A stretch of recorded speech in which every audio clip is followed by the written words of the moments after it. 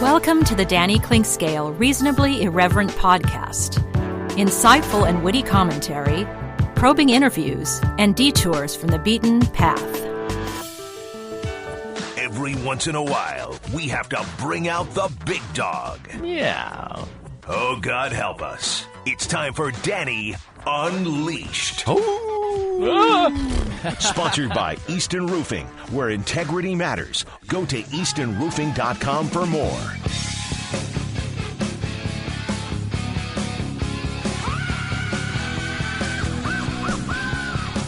Danny Unleashed is brought to you by our friends at Easton Roofing. Did you know that most roofing companies, in fact, almost all of them, have just one financing available? That's not the case with Easton Roofing. Easton Roofing has multiple lenders competing for your business and multiple options. So if right now that roof needs repair, needs work, you need insulation, you need gutters, but it's not the best time financially, you can get it financed with Easton Roofing. Was that your culprit right there that went by? I think so. That would be unfortunate. Yeah. EastonRoofing.com is where you can find them online. It's financing that makes good common sense, both residential and commercial. No project is too big. Over 1,000 jobs done last year. That's Easton Roofing, getting you back to business, getting you back to life faster. Easton Roofing. Looky. I'll be happy when we've made the rounds and everybody's come in here once with me, and I don't have to have, I've been back for 2 weeks, and we're still getting first time. You were on remote. I was on remote, yeah. So, hey, this is great. It is great. It's good to be back. It's good to have everybody on the show vaccinated. My social media for later. I already mentioned that. That will be mentioned in the social media post. Okay. Yes. Okay. Your beautiful face. Yeah, that's what it is. And just a thrill to Cherubic, walk in here and see you bitching about something to Jed right in person. You don't get that down the line. The show opened with, are you stunned that I was complaining? Because I thought Jed had maybe cracked the mic. Curtis and I didn't know the show had started. And the open had played, and he's just playing bed, and I'm bitching about something to Curtis, and then Jed's like, hey!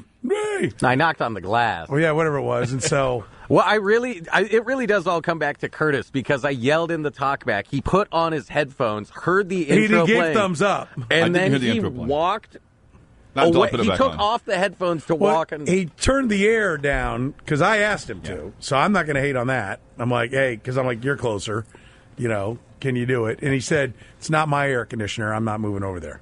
No, I'm sorry. That's a different story. I'm confusing that with someone else.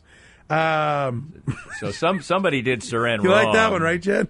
Somebody done Soren wrong, which seems to happen quite often. Listen, now that I have to drive again, that's all it takes. I mean, I don't even live far, and I'm just like, oh God, I remember this. This just blows, and I have like a 10-minute drive. I drove my wife for a business confab of hers to St. Charles, Missouri last week, and she is the worst.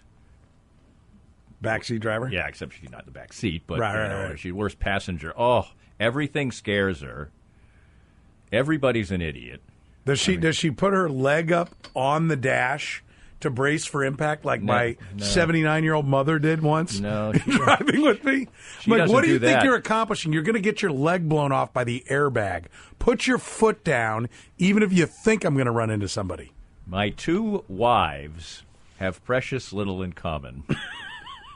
But one thing they do and did have in common is they just were horrendous backseat drivers. Really? One time in Lawrence, said first wife was just being a peach.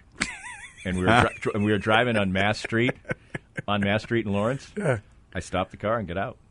Right in the middle of the road, and walked around and said, all right, if it's so bad over there, get in the driver's seat. So there you go. Yeah, I'm proud of you, man. That's a great move. And you said that marriage didn't work out. And actually, now that I think about it, in France... That one didn't work out? No, that one didn't work out. But in France a couple of years ago, I did that too, now that I think about it. Yeah, so I forgot. That did repeat itself. Look at these crazy Americans. But she actually came and flagged me down that time. So that was the progress. First time, she kept the wheel. this time I was put back in charge. Okay. So, yeah. Yeah, Exactly. all right. You know, I think people have the right. I don't think there's any collateral damage that'll come from that tonight when you get home, Danny. None. No, she is out running errands, so it's possible that she is hearing this, but she won't. She knows that. Oh, thanks. Good to know. Good to know. She's never listened to the program. All right. Well, even when her own damn husband's on, she's not going to listen. That's she probably would. Killing it. Forgotten in that female demo. Because I also just texted her that her favorite current golfer, Louis Oosthuizen, is in second place, so I think she turned it on the radio. Can we talk about the golf, or do we have to not talk about it because you're taping it? Because I actually have to get up at the crack of nothing tomorrow to travel to Massachusetts. We are saying goodbye to the family home. Oh, really? This weekend, yes. Wow. My dad was put in a home a few months ago, and my mother is moving out. She's in fine shape, and but well, at least there's something positive. The house in the story. the house was just a little too much for her to handle anymore. Yeah. Okay. So she's excited. It's everybody else who's bummed out. Right. You know? She's like, I don't want to deal with it all anymore. But how about this little tale of New England real estate and the current real estate? Are we charging you by the hour on this? Just by the way, since we seem to be that you're you're getting a lot off your chest here, Danny. Yeah, I'll get out. This will be the end. No, it won't. Yeah, it will. I don't 8 care. minutes after. I'm entertained. Yeah, I'm entertained. Well, so I love it. I just think it's funny. It's like a stream of conscience. This is some of the stuff that you actually get on Thirsty Thursdays, my podcast every other Thursday. Well, where's the white? Could you bring some Coronas in? Let's that'd go. be good sometime. Maybe you could participate in a Thirsty Thursday sometime. I would love to. Yeah, let's do I would that. love to. Okay. Absolutely. We'll tape it at a time convenient to you. Let's go. Okay, let's do it. I've got plans on a Thirsty Friday in the future happening. So Okay. you can. I'll give you details. All right. That sounds how good. we're going to make it happen. Anyway, real quick before we get to whatever you want to talk about, they bought said home in 1964 for $23,000. God bless. And I didn't think anything was less than $1 million in and Massachusetts. just sold ever. it for $610,000. Wow. Yeah, they put it on the market for $510,000, and in 3 days got $610,000. Wow. Now that house it would sell for, I don't even think it'd get to $300,000 here, but there it's that prices much. are steep. Although there is a good piece of land, but anyway. All right, that's all I got to. So I got a 6:04 flight, which means 3:15 wake up. Oh my Lord! Wow! Oh, terrible. I hate that. Yeah, I do hate that as well. I am not a. If you actually just could get to the airport at like 6:02, it wouldn't be that bad. It wouldn't be that bad, but anyway. Well, I feel for you. I'll think about you about the time you're landing. Have fun shopping for airline tickets if you're into it right now, because that part of a couple months ago about what they were giving them away, that ain't the case anymore. I know, it's killing our thoughts about getting to Vegas at the end of the summer for fantasy football. It's bad. I'm not paying it. I mean, I got a 3-hour layover, and I managed to end up getting a reasonable price, but I had to pay. I paid 7 for legs. Paid for it in an itinerary. Going to Boston via San Fran. No, Washington, but I'll be having a leisurely lunch in the D.C. airport. So tell me, Phil Mickelson. Mm-hmm. No chance. 0. None. Zip. It'd be a fantastic story. I'd love to be wrong. Why? Why would you love to be wrong? Well, he hasn't had a top 10 in a major. I'm not just really. Just to be a great story, it's great just golf a great story. story. Be the oldest major winner by a couple years. How old is he now? He's 40? 50. Yeah. 50. And he hasn't had a top 10 in a major in 5 years.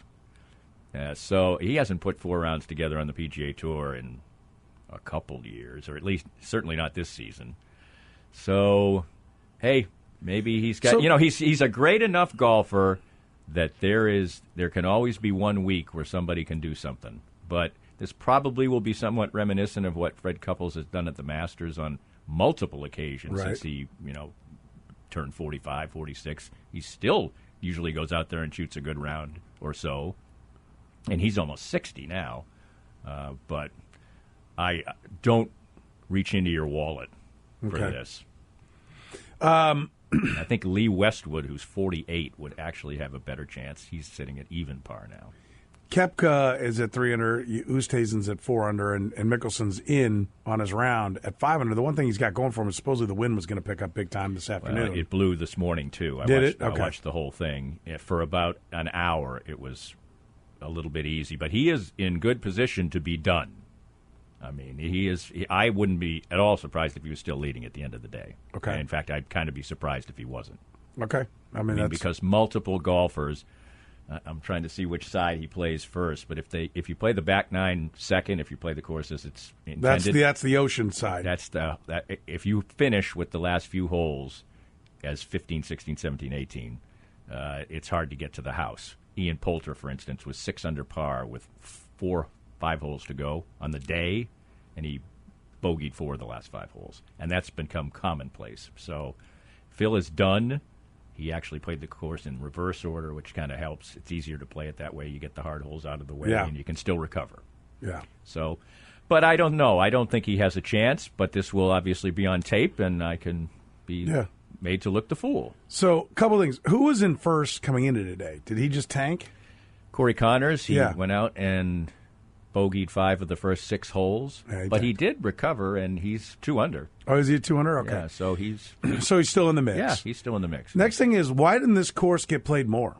Like, I think it's a stunning course to look at on television. I mean, it's fantastic. Well, it doesn't have like Tahoe's complete painting, Rembrandt painting behind it, but just like the natural grass and then some of the ocean, there's ocean holes, but even the marshes and the river and everything, it's a spectacular thing to watch on television. The volcano-like greens that are everything runs off. Like if you don't get it up on there, it's coming off. Right. It looks like a links, but you can't play it like a links because you can't run the ball up because the greens are all upraised, like a big pimple or something.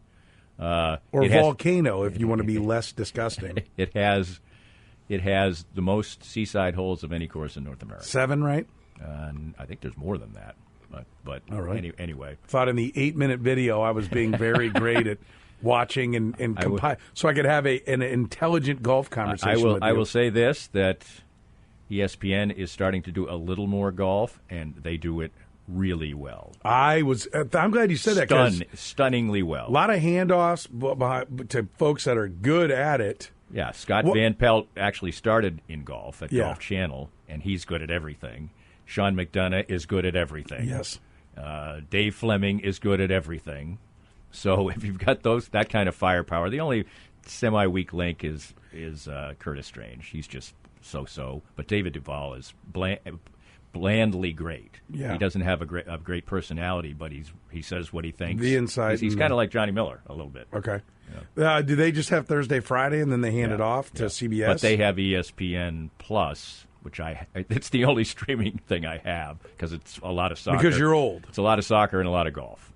Okay. On there. You don't have Paramount and Peacock for the Champions League and I'm pissed at the Premier League. The Premier League. The thing is, Premier's on Peacock. Yeah. And then the Champions League is on Paramount. So I have both now because of that. Yeah, I believe me, I'm thinking. And I've literally watched nothing else. More the Champions League thought on Paramount because I still get enough Premier League on NBCSN that it's not killing me. Right. But if Arsenal gets good again, I might change my mind.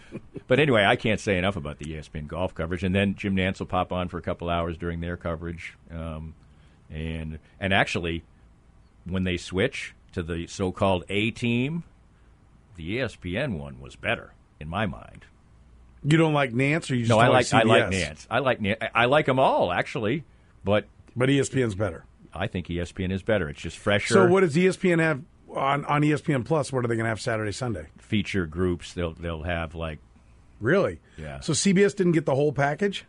No, I think they still get feature groups. They may only have feature groups in the morning. I'll have to. I forget. Like right now, you can go on ESPN Plus and see feature groups, and they just but follow not their that regular group. coverage. Yeah, they just follow every shot of that group. Okay. And then they do, it's like the Masters coverage. Then they do the 16th, 17th, and 18th. They have a channel that's the 16th, 17th, and 18th. They have a couple feature groups. That's what they do. So who wins? Well, if he wasn't... What's the big boy at? I heard I was listening to a football DeChambeau? podcast. Yeah, and the guy was picking He's- DeChambeau because of it was like 8,000 yards or something, right? It can be played. But he's almost not exactly deadly accurate. I was like, I think No, that's although actually you can spray it battery a little bit. in backwards. You can spray it a little you bit. on can't. this Not court. what I was. The breakdown I saw, two guys. Is it called the fried egg or something? Did an 8-minute video. Well, I didn't see it. Well, I don't even know what the hell that is. I was looking through some news Well, thing he hits some real foul balls, and if you hit a real bad foul ball, Yeah. it's big trouble. Yeah. That's But- what but it looked the like. fair- There's lots of water. There's tons of sand traps and everything. It looked like it's like this would be a course that would play better for somebody who hits it straight and maybe gives up a little bit of the distance. But Am I wrong? no, you're not wrong. But I've played golf at least 5 times. because he hits it so far that if you hit it as far as he hits it, if it's somewhat offline, it's going to be more offline because it's in the air longer. But actually, the fairways are fairly generous at this Okay. course. But it's just if you hit a bad one, you can be in some ungodly crap. Okay. But he's in it. Unfortunately, I can't stand watching him play. I don't like it. I don't like the style of golf. And there's so much false narrative around here when he did at the U.S. Open or whatever tournament it was where he supposedly drove the par 5. I think that was it. Or Bay Hill. I can't remember. Tournament Players Club. That's what it was. They said, oh, he's going to go and he's going to try to drive the par 5. Well, he didn't. And then he did it. He hit it across the water, put his arms in the air. Do you remember that? Yeah, I do. Well, he didn't aim at the green because he knew he really couldn't drive it on the green. So he drove it up it was impressive. I'm not saying it wasn't a nice drive, but it was 40 yards right because he knew He wouldn't make it He to knew the green. he wouldn't make it. He did it in the water. Now he cleared where he aimed, which was good, but he did not drive the green. And he, and the other guys in his group made the same score. So whatever. The part that people miss are your arms in the air as you I'm animated about golf. That's for sure. gestate and. But it's almost like a lot of things in sports. I have my favorite players that I want to root for, but I almost relish rooting against certain players as much. Okay, so who'd you pick? I picked Justin Thomas, and he's flirting with missing the cut. Yeah, didn't he miss the last major too? Did I hear he's about ready to be? No. Who's the number one player in the world? Dustin Johnson. Dustin Johnson's going to miss, be right? the first. He could be the first To miss and looks like back-to-back major cuts, right? as the number one player in the world Yeah. since Greg Norman in 1997. Yeah, that's what I heard. There's an end of the hour question for you. How many people do you think in this country in a given week say the words, I'm animated about golf? A relatively small amount. I'm not saying there's anything wrong with that. I'm saying It's a handful. It's a niche. It is a niche. But for instance, I think you and I share the Fairly fact. lucrative niche. That's what I'm saying. And that it validates, if it's a niche, it validates the phrase riches and niches. Oh, yeah. Right. The golf audiences for regular PGA Tour golf tournaments are not high, but look at the sponsorships they get. Cadillac and BMW and all these Rolex. I mean, they got money flowing in there. But I think you and I share something, not about golf necessarily, but then at a portion, fairly well along in our life, I think we both really have developed quite a passion for soccer, and it's really enriched my sporting life.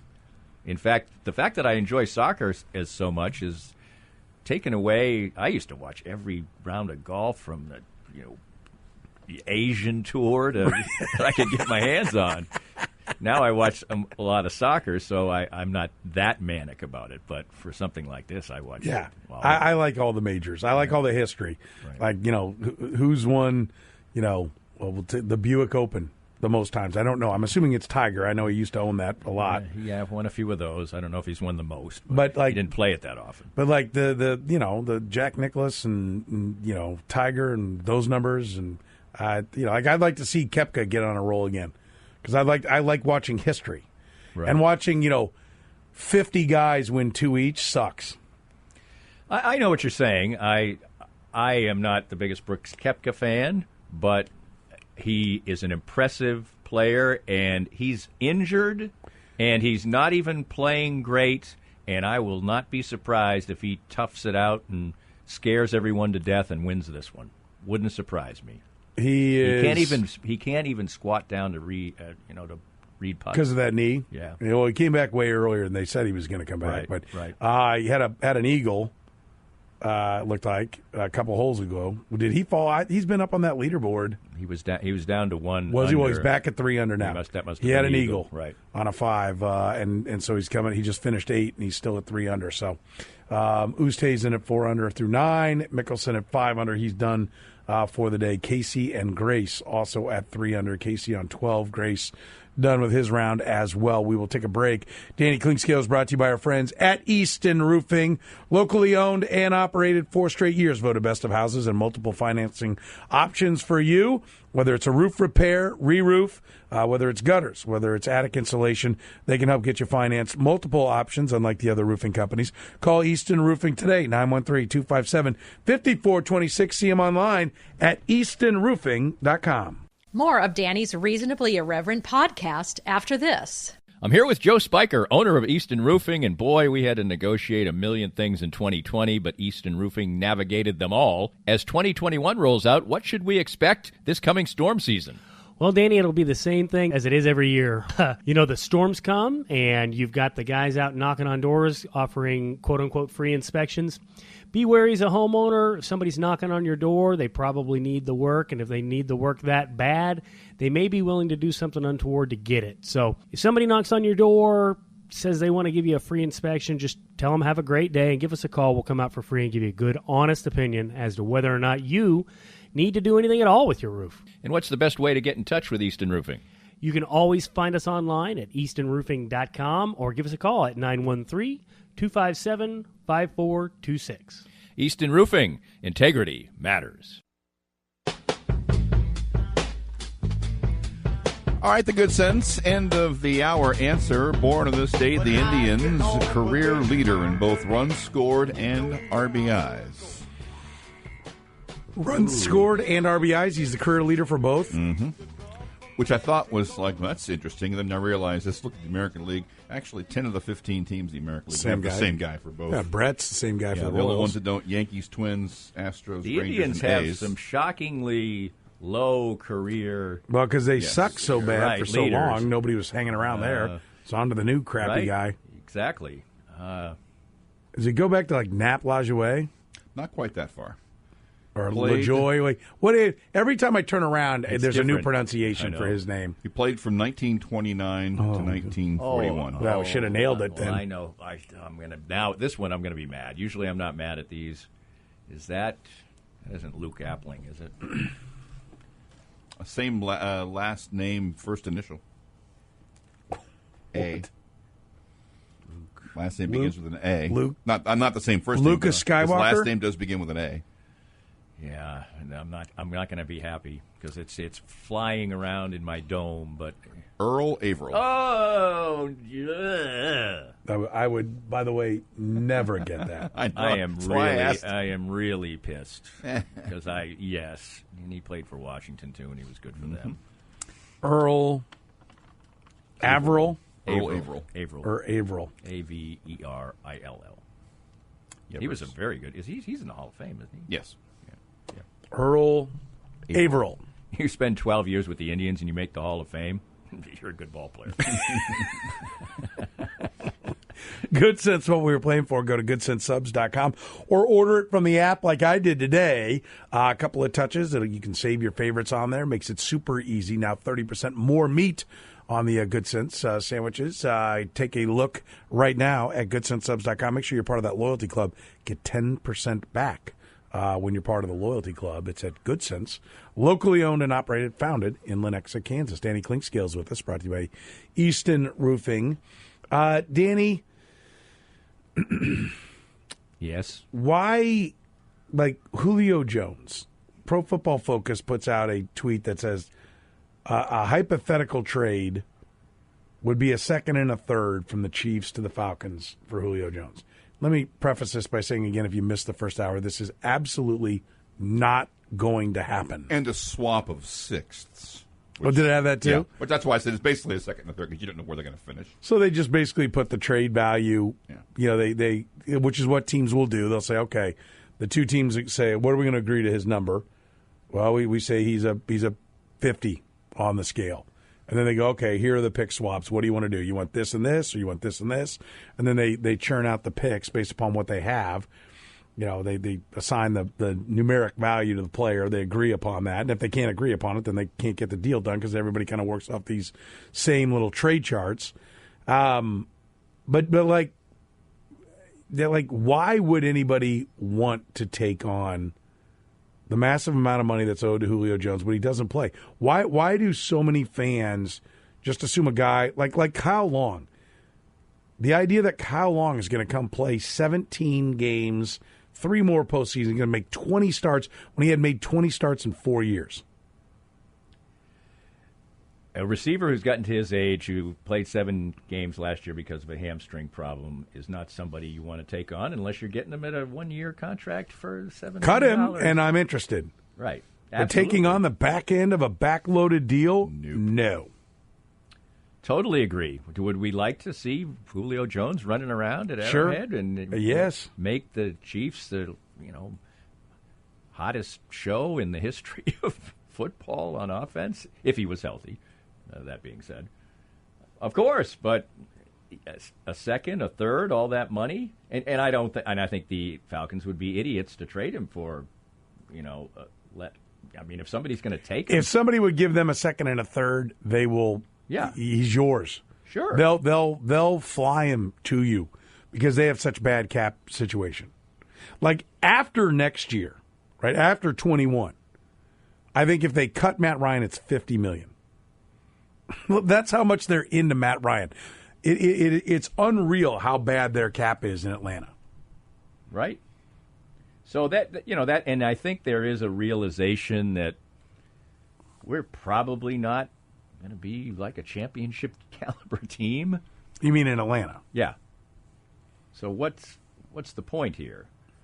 Now what? I guess I'll come back around to your thoughts. What would you give anything for him besides picking him up if he was cut? I would give no more than a 5th-round pick. And I don't. In fact, I don't think it matters. I don't think the Chiefs can do it.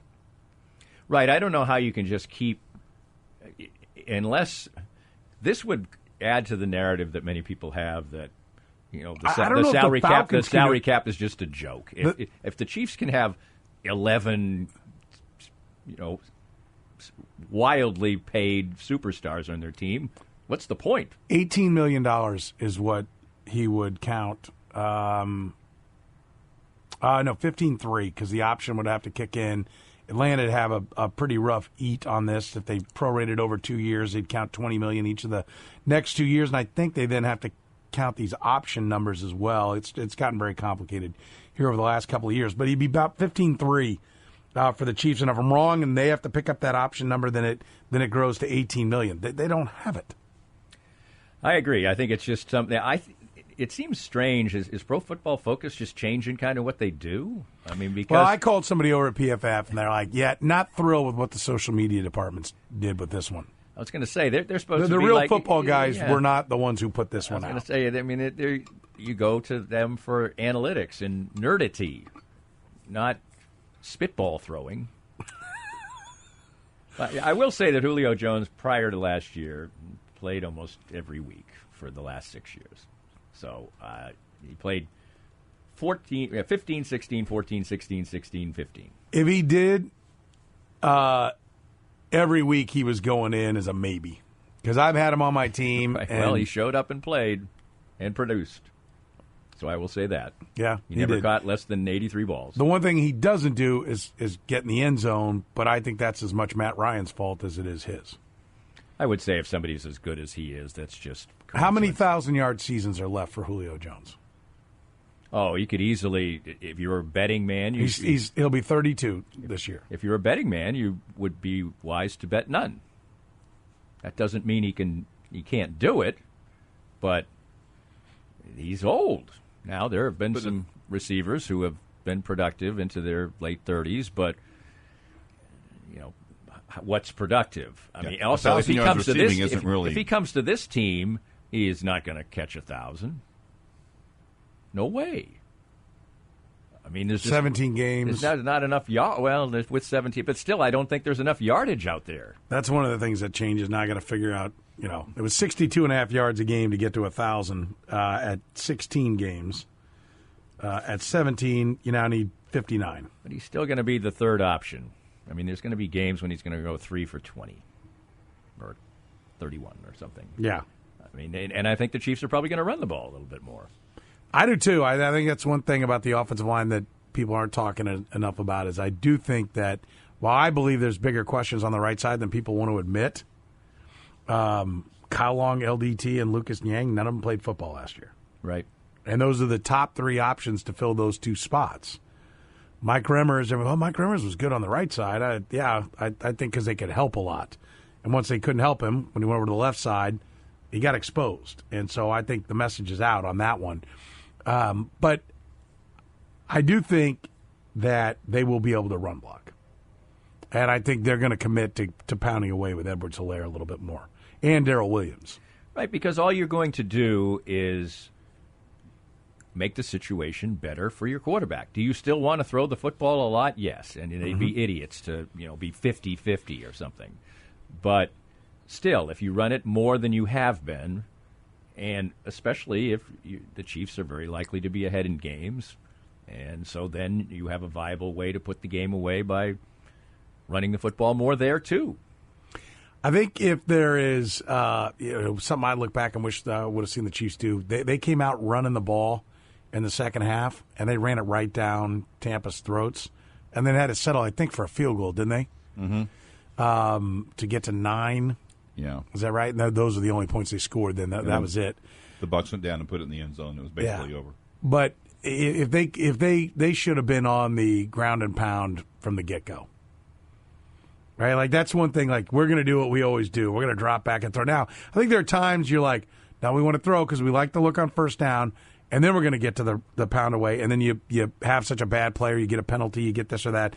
You can get behind the chains and get behind the downs, even though your plan was to ground and pound. But I think that had needed to have been their plan, and they didn't do it, and or couldn't, but they didn't. They were unsuccessful at getting that going, and I think there needs to be a little bit more of that at times. If they're going to dime up on Mahomes all the time, then don't even give him the RPO where he's got the option. Just call a running play. Agreed. I agree.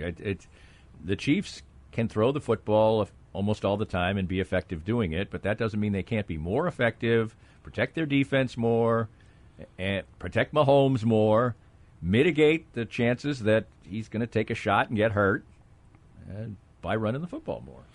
Tyrann Mathieu and Sam McDowell pointed this out. He said, listen, Chris Jones was chirping at this point last year. There was no deal done. And I think it is kind of the Chiefs are like, there's no point in firing offers out there because it takes a deadline, and without a deadline, we're not going to get anything done anyway. So what's the point of putting some offer out there for them to run out to the media and tell everybody this offer sucks, right? I think this is, we're finding out the Brett Veach game plan is to get into the summer and then say, okay, we're 4 weeks from camp. Let's get it done, right? Or we're 2 weeks or wherever the starting point is. They have not reached it yet. Tyrann Mathieu tweeted out, no deal, no extension coming. I've been here before. It's all good. Now, that to me is him trying to put pressure, and then he deleted it. Right. That's him trying to put pressure on the Chiefs. I don't get the vibe that Brett Veach is going to be pressured. Either John Dorsey or Andy Reid, or John Dorsey and Andy Reid together did get pressured, I believe, in the past. I think a 25-year-old defensive tackle, that's the number 2 defensive tackle in football. I can't say that Veach got pressured. Like, I was of the opinion that you got to clear out some cap space last year. I thought they probably would. I still think if they'd have gotten, if the trade market had been open, and by all accounts it wasn't, that they may have traded him. But once they couldn't trade him during the draft, then it was, okay, let's try to get him signed. I don't think Veach is going to get pushed around the way I think Dorsey got pushed around or Reid got pushed around, but maybe Andy Reid at the end says, listen, get it done, whatever it takes. But I think this one might be a little bit more hardball than people realize. Well, I think a lot depends on whether they think they've got some better pieces surrounding him to create a better defense. Because right now, I do consider him, if at the level he's playing at, pretty invaluable to the team. I think that when he misses he's often covering up for other people's mistakes, and when he can't make the play that saves the day, the Chiefs' defense takes a step down. I think he's super important to them, but perhaps they feel like that they are making some improvements, or maybe they think Frank Clark's going to play better, or maybe they think that Chris Jones is going to show up as a beast more of the time. All those things I think are important, but he's pretty damn valuable right now to their defense. How much? How much per at 29 years old? I agree. I agree that how much money can you continue to spend? It has to be a reasonable amount. I'm not sitting here with a list of the top paid safeties in front of me, so I'm getting it. Okay, well that would be dandy, but I wouldn't make him the highest paid safety in all of football. I just don't think you can do that. And also, you're talking about a team that is not in any way driven by their defense and does not need a great defense. Top paid safeties, Landon Collins, 6 years, $84 million. No. $14 million per. Justin Simmons, 4 years, $61, $15.25 million per. What do you want, total dollars or average? You can just say the contract itself. Okay. Well, of course, the years don't matter as much in NFL. Right. So, you want guaranteed money? I mean, you need the average years. I'm thinking a little bit cap-wise. A little bit lower of a contract than the one you just mentioned. $15.25 for Justin Simmons. The average annual value, ranking him that way: Justin Simmons $15.25, Budda Baker $14.7, $14.8, $14.6 for Eddie Jackson, $14.1 for Kevin Byard, $14 million for Landon Collins, $14 million for Tyrann Mathieu. If he has to be, if he wants the same kind of money, I think that you probably should play a little hardball with him. I certainly wouldn't escalate much above that. I mean, I just like I keep saying, how many guys like this can you have, and not have the rest of your team a bunch of free agents and low draft choices who you're not paying any money to. Yes, superstars can carry the day, but we saw what lack of depth and a couple injuries did to the Chiefs in the Super Bowl. And if you got a bunch of bums, not even Jags, just these guys are substandard because you're paying 11, 12, 13 guys, Julio Jones, Tyrann Mathieu, all this money. How are you going to operate? I mean, I think that's sort of the way that John Dorsey was operating a little bit, and I think we saw what the defense was when he was here. Let's take a break. Danny Klinkskill's with us, brought to you by our friends at Easton Roofing. Multiple financing offers are available at Easton Roofing. You pick the financing that fits best for your specific needs. Most other roofing companies try to pigeonhole you into only one type of financing. Best rates ever going on right now at Easton Roofing.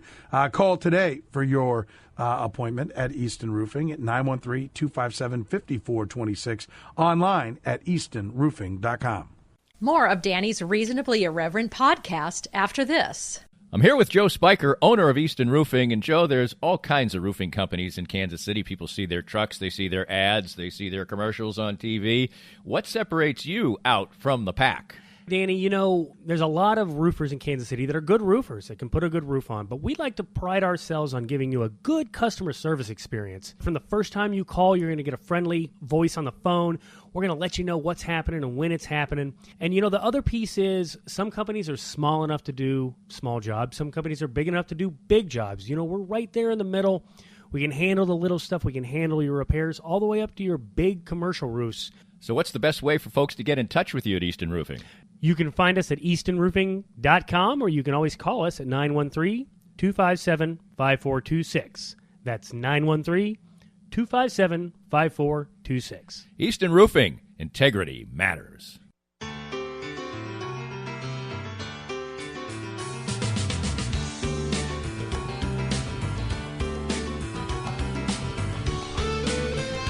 Danny Klinkskill's with us, brought to you by our friends at Easton Roofing. We call it Danny Unleashed. You can check out his great work at DannyKlinkskill.com. You can. Actually, today's Kansas City Profile, sponsored by Easton Roofing, is Kevin Timmons of Nick and Jake's. Oh, really? Okay. Yeah. Very good. Fun conversation. Very good. Yes, yeah. Absolutely. Danny, what do you think of the boys in blue? Are they the 4-2 team, the 0-11 team, or the 16-9 team? David Lesky's answer was they're the 20-22 team, which was a wise choice, but not fun. No, not fun. I would actually lean to the fact that the way they're playing now, and maybe they'll get an influx of improvement. To which, by the way, David Lesky said, "Yeah, I know this is not fun, but yeah."